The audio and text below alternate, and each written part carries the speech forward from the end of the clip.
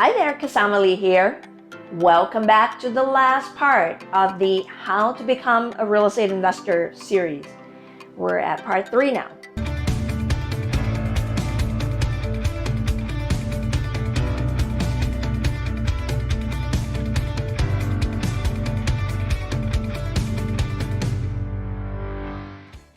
Hi there, welcome back to part 3 of How to Become a Real Estate Investor. We talked about various ingredients in the past of what is needed to get you set up and be prepared.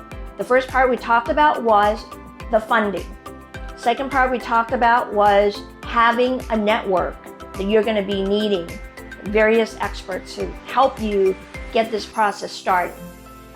Third part we talked about identifying the location of where you would like to invest, whether it's in the state that you live in or out of state. Fourth part, we talked about your investment strategy, whether you're going to be a landlord, you're going to keep the property, or you're going to flip it, turn around, and sell it for profit. So this last part has a lot to do with if you decide to become a landlord. You're going to pick up an investment property, you're going to fix it up, and you're going to rent it out, okay? So this final part is key if that's your plan. So ingredient number 5 that we're going to talk about is the numbers. You've got to run the numbers. This is actually a business, okay? So you want to make sure you run what is called the rental market analysis. You need to run the numbers based on wherever the location of the property that you've identified. What is the going rent going for? Are you getting a 2-bedroom, 1-bath house? Are you getting a 3-bedroom, 2-bath house? Is it a 4-bedroom, 2-bath house? There's a rental bracket for those specifications, and you need to check into that. One of the things that I could recommend to you is to contact local property management companies or get on Zillow for those areas and check it out. Now, if you're working with a local real estate agent, they would be able to make the connection for you to help you get those resources to get the kind of current rental market rate as well, okay? So rental market analysis has to do with what is your rental income, projected rental income going to be versus what is your rental expense going to be.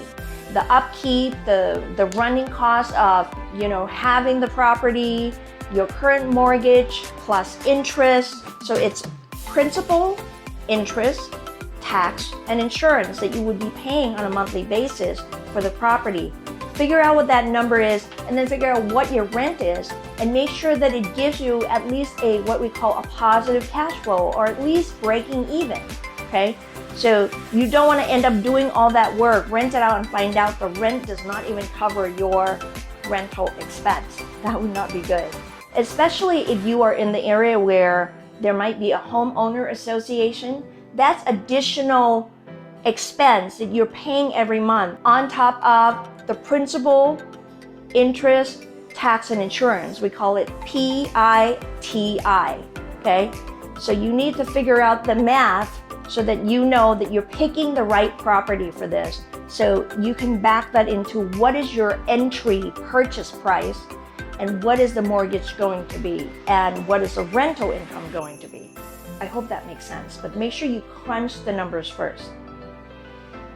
The final piece is if you're going to keep the property and you're going to rent it out, are you going to be managing the property yourself? This kind of goes back to part 1 then when we talked about identifying the location. Well, it's kind of hard to manage a property if it's out of state, right? If it's like, 500 miles, 1,000 miles away from where you live, you're probably more likely going to have a property management company managing and becoming the landlord on your behalf, okay? So there is a fee to that too, so you gotta factor that in. If you're purchasing a property that is local to you, 10, 15, 20 miles that you're willing to commute to be the local landlord, and you don't need a property management company, then that may save you some expense, rental expense. But keep in mind, you need to be able to keep up with the laws, okay? There are, we call it the tenant's rights. Tenants have rights, and you gotta know what those rights are. and the laws continue to change. So unless you're able to keep up with all of that, there are liabilities in all of that. If you're, everything is fine, right? Same thing in real estate. Everything is fine as long as nobody breaks the law, or as long as nothing goes wrong, then you don't need to look up the laws, right? But you need to be aware of them, and you need to know what your tenants' rights are and what your rights are. Are you ready and signed up to be a landlord? That is the question. So that wraps up the 6 essential steps that I feel are important for you to look into before you decide to make a purchase on the property. All those 6 key pieces should be addressed. And if you would like to get a cheat sheet of what I've just covered in the last 3 parts of the video, there's a link here. Just click the information and we will send a PDF of the 6 steps of how to become a real estate investor superstar for you, okay? I hope this has been helpful to you. This is Kasama Lee, your community realtor.